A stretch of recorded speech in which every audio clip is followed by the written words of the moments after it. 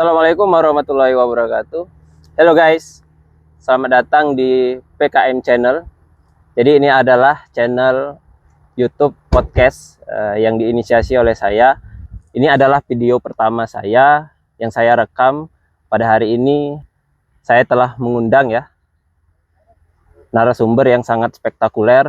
Yang hari ini kita akan membahas mengenai pelecehan seksual, di mana kasus pelecehan seksual ini kemarin sempat viral, sempat booming di salah satu kampus di Sumatera Selatan, yang mana pada hari ini saya mengundang salah satu narasumber adalah seorang mantan dari pengurus Badan Eksekutif Mahasiswa kampus tersebut.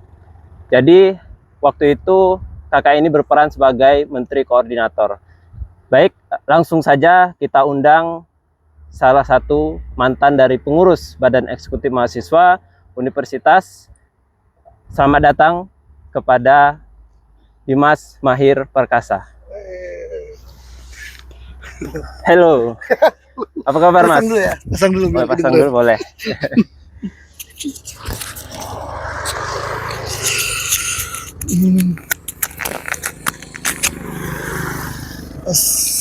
Niat setup nih. Ini sudah hidup belum? Sudah. Oke. Lanjut. Oke. Selamat datang, Mas, di channel podcast PKM Channel. PKM apa kepanjangannya? PKM. PKM itu adalah podcast Kak Maul. Masya Allah. Podcast Kak Maul, guys. Iya. Oke, lanjut gimana gitu. Jadi gini, Kak, hari ini saya itu tertarik untuk bahas mengenai kasus pelecehan seksual yang dimana kemarin itu dilakukan oleh salah satu pengurus Badan Eksekutif Mahasiswa tingkat universitas, dimana ini langsung dilakukan oleh wapresnya atau wakil ketua BEM. Iya. Gitu. Nah, di sini saya mengundang Anda, Dimas sebagai narasumber pada hari ini karena saya yakin Dimas paham gitu mengenai kasus ini karena sebagai seorang mantan pengurus Badan Eksekutif Mahasiswa tentunya paham begitu mengenai porsi dari Badan Eksekutif Mahasiswa. Jadi di sini mungkin yang pertama saya ingin bertanya mengenai pendapat gitu, bagaimana sebagai seorang mantan pengurus BEMU melihat apa yang terjadi pada pengurus dari Badan Eksekutif Mahasiswa ini gitu. Boleh dijelaskan? Oke, karena sebenarnya ditanya dengan kapasitas sebagai ex BEM jadi sebagai orang yang pernah berkecimpung di BEM juga, sungguh sedih sebenarnya. Sedih kenapa kemudian karena kita sama-sama tahu nih, BEM itu kan harusnya menjadi wadah canda di muka mahasiswa untuk sama-sama berproses menjadi lebih baik, menemukan minat dan bakatnya atau memaksimalkan potensinya kayak gitu loh. Nah, tentu BEM itu harusnya menjadi wadah yang inklusif, yang kemudian juga menjadi ruang aman bagi siapapun yang pengen berproses di sana. Nah, dengan adanya kejadian ini, sebagai orang yang pernah berproses di BEM, dan saya yakin juga teman-teman alumni BEM juga tentu sangat-sangat merasa sedih. Itu yang pertama, sedih dulu. Yang kedua baru marah, kayak gitu loh. Sedih dan marah kayak gitu kan. Nah, kenapa kemudian hal ini bisa terjadi? Karena kita sama-sama tahu nih, kita itu kalau di BEM diajarin untuk menyuarakan ketidakadilan, untuk melawan segala bentuk kemapanan, pokoknya banyak hal lah. Tiba-tiba kita menjadi pelaku pelecehan seksual gitu loh. Wakil ketua BEM atau wakil presma kayak gitu. Dan itu sungguh sangat-sangat berita yang bikin kita sedih. Grup alumni kemudian heboh. Saya kemudian menulis banyak statement yang kemudian dikutip oleh berbagai media juga gitu kan, media sosial, media berita. Tapi bukan itu poinnya. Bukan engagement-nya yang pengen kita cari, tapi rasa simpati dan empati gitu loh.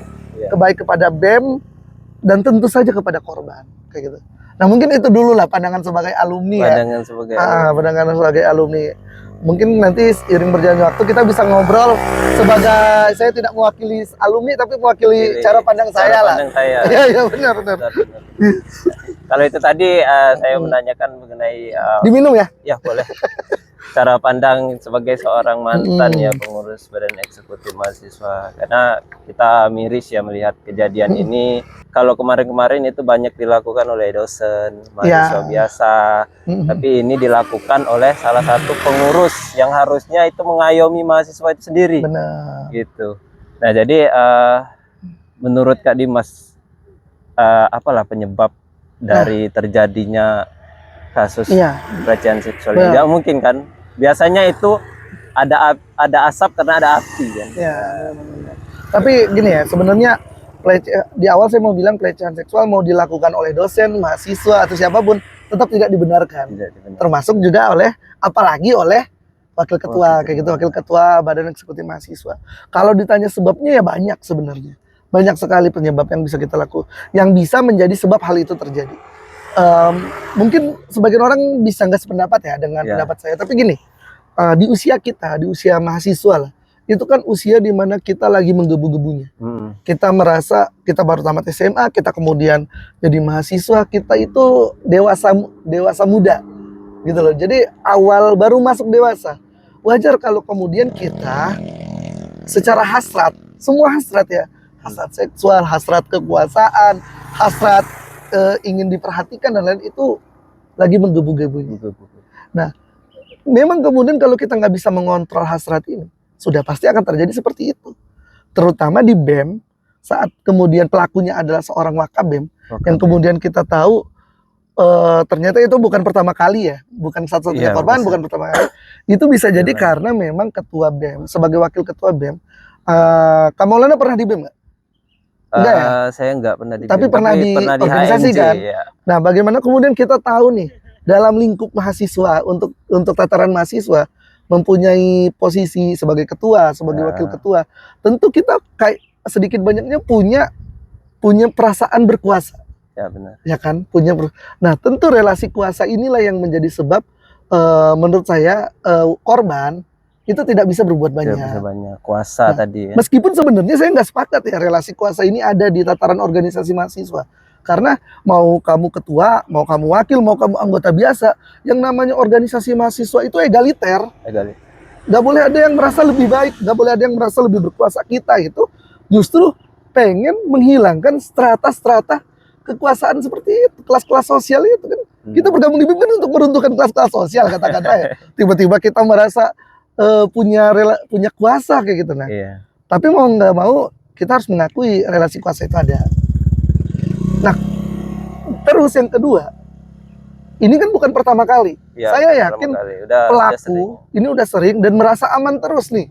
Karena dia merasa aman terus, jadi dia kayak seperti yang kemarin-kemarin juga nggak akan ketahuan dan lain-lain. Ya cuman kemudian ya inisialnya gitu kan. Dia ketahuan, kita semua marah, kita semua mengecam kayak gitu. Sebabnya banyak. Itulah kenapa kemudian saya merasa orang yang nggak bisa mimpin dirinya sendiri ya. Ini dalam banyak forum, dalam banyak kesempatan saya bilang, orang yang nggak bisa memimpin dirinya sendiri, jangan dulu dikasih kesempatan untuk memimpin orang lain. Orang yang nggak bisa mimpin matanya, orang yang nggak bisa mimpin tangannya, kayak gitu. Karena bahasa, kalau ditanya satu kata tentang kepemimpinan, maka jawabannya adalah teladan. Nah, jadi ciri paling atau batas minimal seorang pemimpin ialah teladan. Nah, keteladanan ini kan nggak bisa kita lihat dari apa yang nampak. Kita harus cari tahu dari temennya seperti apa. Kayak gitu sih. Kalau menurut saya ya, intinya adalah kalau di dalam tataran mahasiswa, sebabnya banyak. Tapi salah satu penyebab yang paling benar-benar bisa kita cari tahu atau bisa, kalau bagi saya, intinya dia tidak merasa diawasi. Tidak merasa diawasi. Dia tidak merasa diawasi. Dia merasa punya kekuasaan yang cukup, yang besar, dan tidak merasa diawasi oleh siapapun, oleh temennya, oleh dosennya, oleh Tuhannya. Dia tidak merasa punya rasa diawasi itu.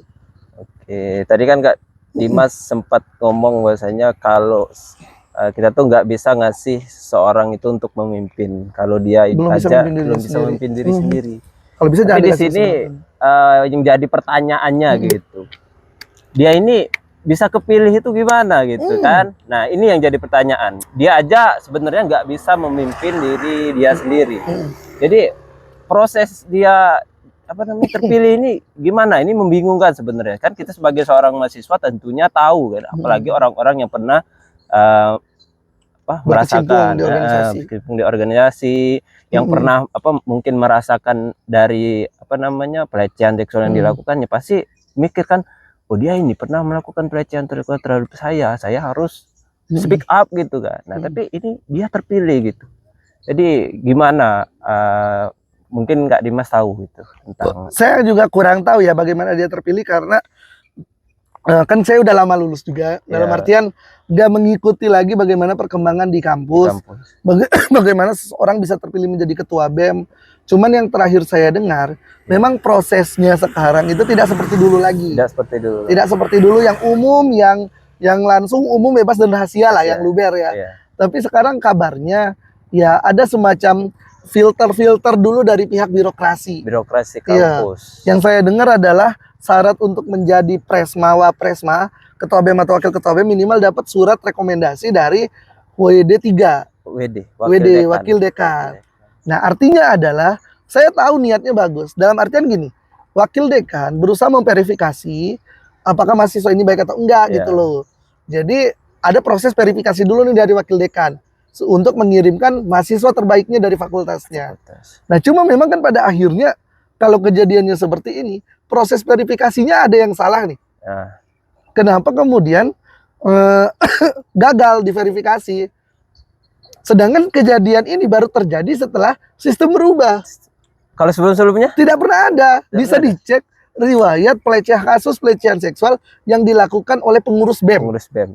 Pengurus BEM sebelumnya nggak pernah ada. Tidak pernah ada yang dilakukan oleh pengurus BEM ya. Atau kalaupun nggak bisa dibilang tidak pernah ada, tidak pernah muncul di publik. Minimal itu. Walaupun itu setingkat misal di bawah wapres gitu. Iya. Nggak pernah ada. Dari Senat Mahasiswa itu dibubarkan itu di tahun 2099, seingat saya ya. Presma pertama itu di tahun 99. Setahu saya, koreksi aja kalau salah. Nah, tapi sampai di tahun 2002, ini tahun berapa? 2024. Berarti sampai di tahun 2022. Itu belum ada tuh. Nah, tapi kemudian di tahun 2023 itu mulai kan? Mulai diganti sistemnya dan sudah ada pelanggaran etik yang dilakukan oleh presma dengan menjadi pendukung salah satu capres, meskipun posisinya dia masih menjabat. Itu secara etik kena tuh. Nggak boleh. Mahasiswa itu bukan nggak boleh berpolitik, tapi nggak boleh berpolitik membawa atribut kampus. Kalau mau ya udah jadi tim ses, tapi nggak usah bawa atribut lah. Berarti setelah itu pernah ada berubah, juga setelah sistem berubah pernah ada juga pelanggaran etik ya, tapi bukan pelecehan seksual. Pelecehan seksual kan ini bagian dari pelanggaran etik juga. Pelanggaran etik juga. Tapi sebelumnya pernah terjadi pelanggaran etik, tapi bukan pelecehan seksual. Jadi tim ses. Itu di 2023. Sekarang di 2024. Pelecehan seksual oleh Wapres. Mungkin bisa kita lihat 2025 apa yang kasus. Enggak. Kita berharap sebenarnya mahasiswa jadi lebih peduli dengan isu-isu seperti ini, karena teman-teman mungkin bagi orang luar atau yang tidak pernah ikut organisasi, menjadi ketua BEM itu nggak prestis. Atau apa sih pengaruhnya? Siapapun presmanya, siapapun ketua BEM-nya, emang pengaruhnya buat saya apa? Pasti gitu kan. Jangankan ketua BEM, Presiden Indonesia aja kita juga kadang-kadang mikir gitu kan. Bener. Nah, tapi sebenarnya pengaruhnya cukup signifikan. Nah, kalau hari ini teman-teman sampai lulus, kemudian ada teman saya yang dari awal sampai lulus merasa nggak tahu tuh fungsi BEM apa. Karena dia orang yang berkecukupan. Tapi di sisi lain saya punya teman yang berkali-kali UKT-nya dibantu advokasi oleh BEM. Berkali-kali masalah-masalah di kampusnya dibantu oleh teman-teman dari BEM juga. Atau bahkan dari teman-teman himpunan yang membantu. Itulah kemudian organisasi mahasiswa sebenarnya penting untuk diisi oleh orang-orang yang jujur, yang baik dan berkompeten. Itu sih. Iya. Benar sih, aku di kasus aku dulu juga pernah itu ya, kita sebagai pengurus BEM tentunya kita mahasiswa kan, apalagi mahasiswa yang tidak berkecukupan gitu, pasti sangat membutuhkan informasi-informasi yang diberikan oleh baik itu tingkat himpunan mahasiswa jurusan, badan eksekutif mahasiswa fakultas, apalagi badan eksekutif universitas gitu. Tapi kita merasa hal ini menjadi sangat miris karena terjadi pada pengurus BEM universitas gitu ya, mana ini di mana pengurus BEM ini pastinya itu mahasiswa sangat berharap bantuan dari mereka gitu kan. Dan ini yang kita nggak tahu nih kasusnya gimana setelah ini. Belum Setelah ada kasus rame-rame. perkembangan kasus. Nah, saya gini, jadi kan foto pelaku kan tersebar ya. Iya. Tadi pas kita lagi ngobrol, ini saya nggak tahu salah lihat atau mungkin tersugesti. Tadi pelaku kayak lewat gitu. Hah? Iya Iya. kan barusan ke arah sana. Makanya saya tadi agak Mungkin dia ke-distract dengar. dikit. Makanya tapi nggak tahu ya, mungkin tersugesti aja. Iya. Jadi mukanya mirip dan lain-lain. Jadi ya teman-teman, kami hari ini podcast ya di outdoor gitu. Oke. Jadi kami mengambil konsep baru itu di lapangan terbuka. Jadi ya harap maklum kalau ada apa namanya orang sepeda motor maupun mobil. Dan ini tempat yang lagi viral Ya, guys. tempat yang lagi viral malam raya jalan tol gitu. Meskipun saya nggak tahu alasan viralnya apa, tapi it's okay lah. Gitu. Jadi sebenarnya asik bahas masalah ini ya, apalagi kita sebagai seorang mahasiswa, sebagai seorang alumni gitu, Benar. sebagai seorang yang nantinya menjadi pemimpin keluarga ataupun menjadi seorang ibu rumah tangga. Jadi kita harus aware, harus Benar. hati-hati gitu. Harus mawas diri yang pasti. Karena gini, kalau dari saya ya, pelecehan seksual itu kasus yang setiap orang berpotensi jadi korban. Ya, Setiap orang berpotensi jadi pelaku. ya. Hari ini, orang yang hari ini menyuarakan kasus-kasus pelecehan seksual tidak menutup kemungkinan di masa depan dia jadi pelaku. Sebenarnya. Ya. Atau dia jadi korban. Kayak gitu. Ya kalau nggak salah juga ini yang Wapres ini pernah di debat mahasiswa itu bahas masalah pelecehan seksual ya. Ada video-video yang tersebar itu Iya. dia bahas itu. Bener. Tapi pada hari ini dia dia pelaku. Dia jadi pelaku. Nah, kenapa? Karena memang kita harus mengakui deh, pelaku atau kasus pelecehan seksual ini kan berangkat dari pikiran kotor manusia lah, pikiran Iya. mesum dan lain-lain kayak gitu kan, pikiran cabul. Nah, sedangkan pemikiran ini sifatnya itu fluktuatif, Iya. hinggap di otak kita. Nah, maka saat kemudian ada orang yang pikirannya mesum dan dia punya kekuatan untuk melakukan apa yang dipikirinnya, terjadilah kasus. Iya, kasus. Kayak gitu. Nah, cuman harus dibedakan ya. Ini sebagai anak FISIP dan alumni HI, saya merasa punya kewajiban untuk menerangkan. Jadi pelecehan seksual ini terjadi saat adanya pemaksaan. Pemaksaan. Benar. Pemaksa berarti. Pemaksaan atau kekerasan. Ya. Nah, tapi kalau posisinya konsensus, konsen itu kesepakatan Kesepakatan. atau sama-sama mau, Sama-sama suka. sama-sama suka, itu nggak bisa dibilang pelecehan seksual. Oke. Jadi misalnya nih ada seorang ke kosan ceweknya, kemudian dia nginep di kosan ceweknya, Iya. ya kan? Tapi ini kejadiannya sama-sama suka, sama-sama mau, digerebek. Nah, nggak bisa kita bilang itu pelecehan seksual. Tapi itu ya kasus perzinahan aja udah gitu kan. Oh, Tapi nggak bisa di dalam dijerat oleh pelecehan seksual karena ada konsen di situ. iya. Nah, mahasiswa ini penting kalau orang-orang yang pengen fokus pada isu-isu ini itu mempelajarinya baik secara hukum ataupun secara sosiologis terutama, Iya. ya kan? Benar. Secara psikologis korban, bagaimana kemudian kenapa hari ini korban identitasnya tidak kita publis, Iya. kenapa itu kan ada alasan di Iya, ada baliknya kan. alasan. Nah, itu perlu dipelajarin, terutama yang hari ini tergabung di Satgas ya. Satgas. Satgas kan lagi OR ya, Lagi open record. Open Recruitment. Kemarin itu Satgas itu ternyata Vakum. vakum dan tidak aktif. Satgas itu apa? Satgas itu satuan tugas. Di Satgas PPKS di Unsri. di lingkungan Di lingkungan Unsri. kampus Unsri. Jadi ada Satgas. Jadi dari Dikti ada aturan setiap kampus itu ada Satgas. Apa namanya? PPKS. Iya. Pokoknya Satgas kejahatan kekerasan seksual kayak gitu kan. Nah, setiap kampus itu ada aturan dari Kemenristek Dikti. Nah, kemudian Unsri ada kemarin pas lagi rame-rame yang dosen. Yang desain yang tahu. Kemudian Iya. vakum.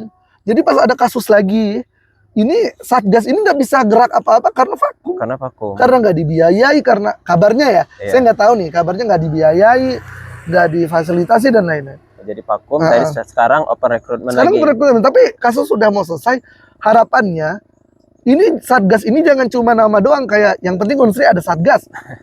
Kita harap pihak birokrasi itu mendukung kerja-kerja Satgas ini, didukung, difasilitasi kayak gitu. Ya benar-benar menjalankan tugasnya. gitu kan. Biar jangan sampai Satgas malah nggak bergerak.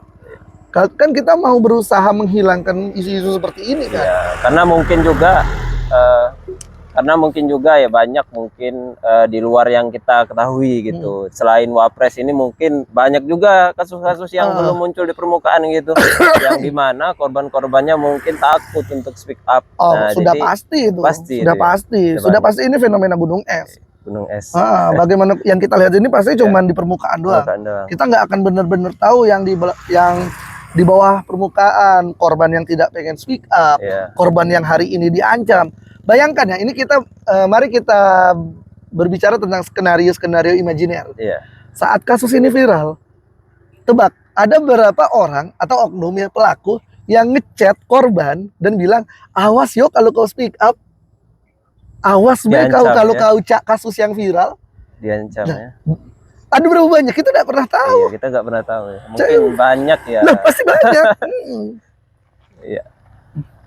Banyak mungkin kasus-kasus yang mungkin belum. Jadi kita sebagai mahasiswa ataupun masyarakat umum sipil harus aware terhadap kasus ini. Benar.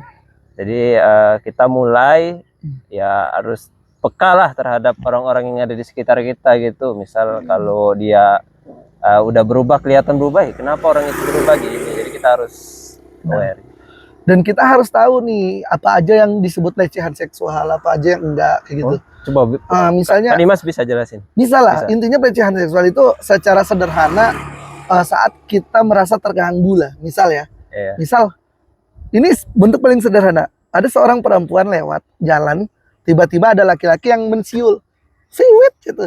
Cantik kayak gitu. Itu sudah pelecehan seksual. Pelecehan seksual. Itu sudah, bahkan dalam kalau dalam ranah akademik ya, dalam studi-studi kita di ruang-ruang kelas, dosen saya pernah bilang, nggak usah disiul, kita ngelihat cewek aja dengan tatapan yang tendensius kayak gitu, dan cewek itu merasa nggak nyaman, kita bisa dibilang pelecehan seksual.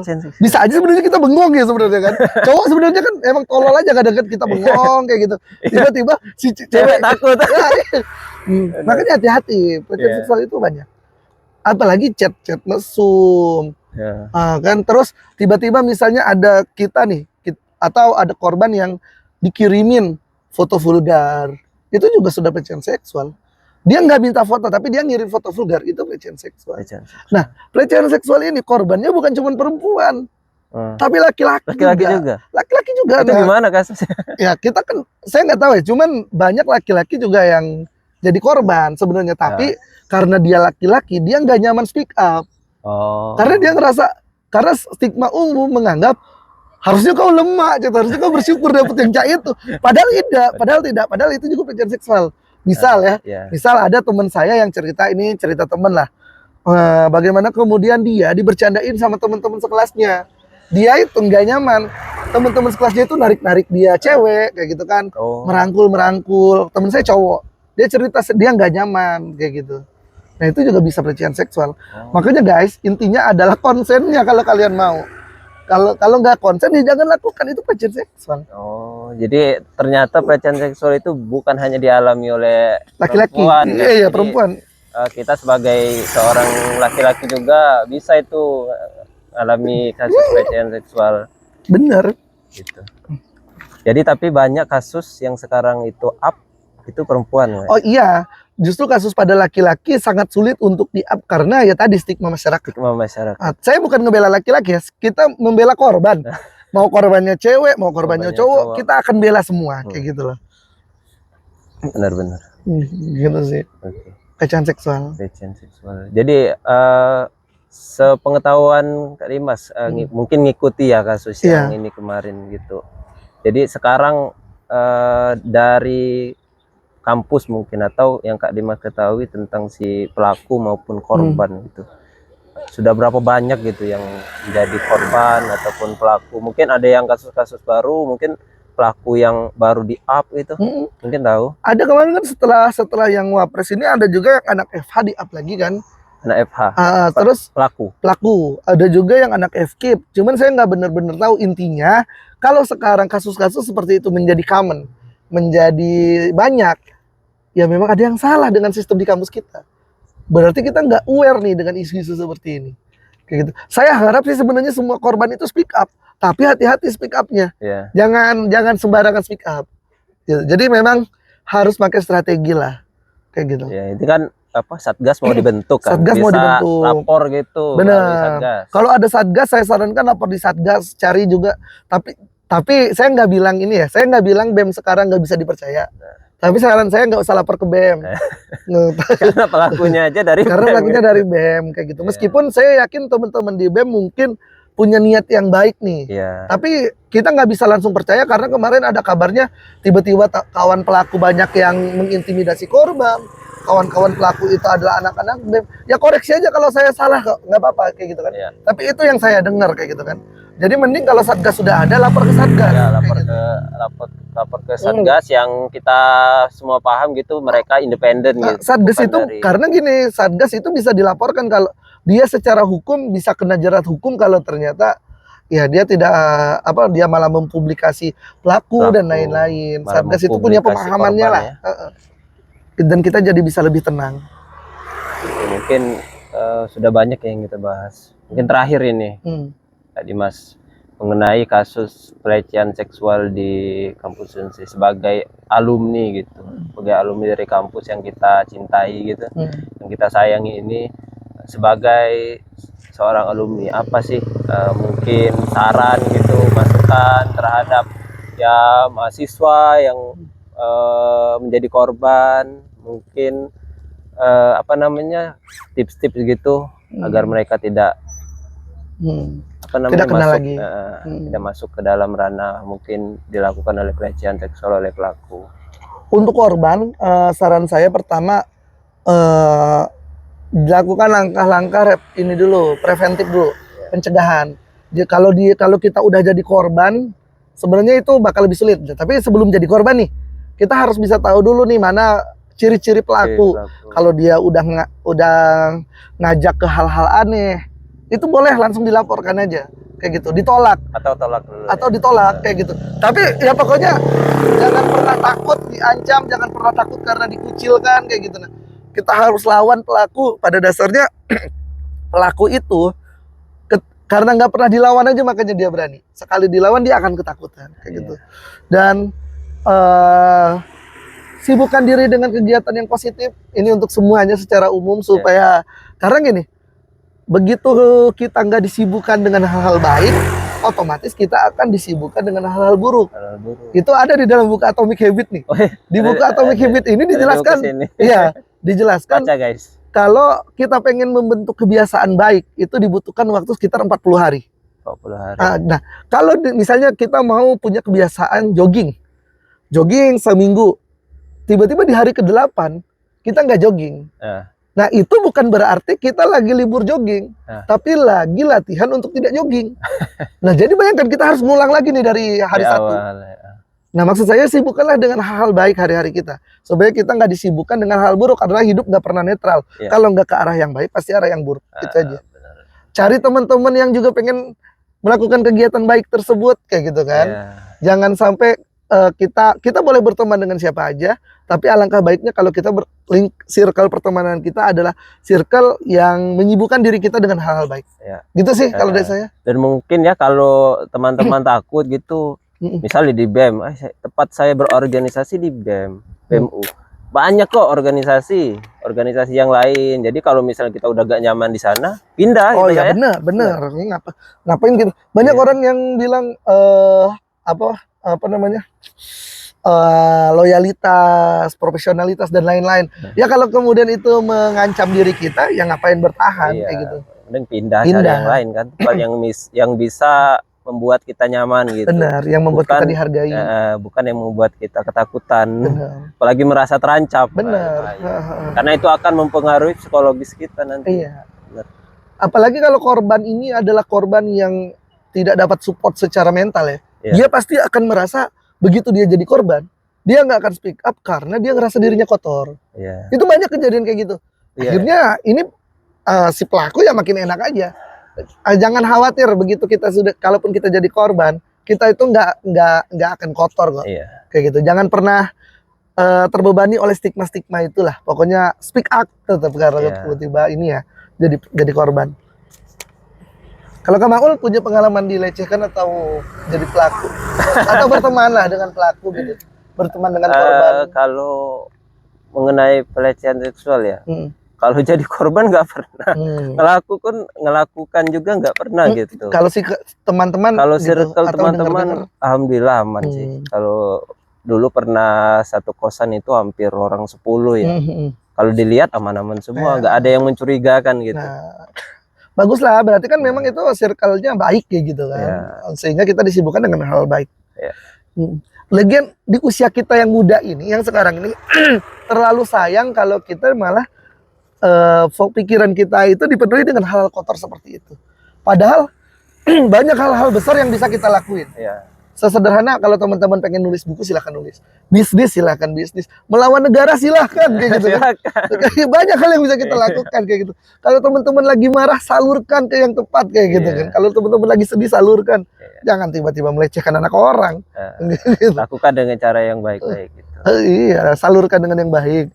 Melawan negara dengan hal-hal yang positif. Itu terserah lah, gimana pun caranya.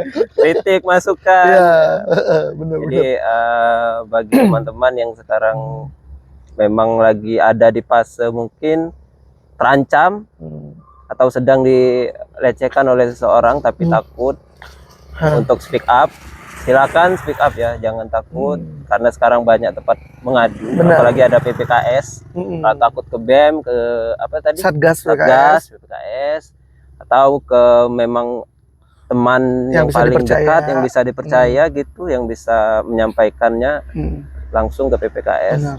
Jadi jangan takut. Dan untuk para pelaku yang belum ditangkap, apa ada pesan? Yang pelaku yang belum di-up, Iya, yang belum ditangkap, ya. Tunggu, kami akan cari kalian. Jangan anggap diri kalian tidak bisa dicari. Apa kalau kata pepatah itu? Gimana? Sebaik-baiknya orang menyimpan bangkai, pasti akan kecium tercium busuknya. Benar. Ya. Dan kalaupun ternyata nggak ketahuan ya, kalian merasa aman, nggak ketahuan. Kita mungkin nggak tahu, tapi kalian tahu kan siapa yang tahu? Iya, Allah. Oke guys, jadi gitu aja pembahasan kita pada hari ini mengenai kasus pelecehan seksual. Ya, terima kasih kepada kalian yang stay sampai akhir menonton video ini. Semoga video ini dapat memotivasi kita semua, dapat memberikan pelajaran yang berarti untuk kita semua. Semoga pada melalui podcast ini menyampaikan pesan-pesan yang baik kepada teman-teman. Semoga teman-teman yang menjadi korban dari kasus pelecehan seksual agar segera bisa lebih baik lagi, bisa terjauh dari kasus-kasus seperti ini. Semoga kita semua terjauh dari kasus-kasus ini. Baik, saya Maulana, owner dari PKM Channel. Sampai jumpa di next video. Assalamualaikum warahmatullahi wabarakatuh.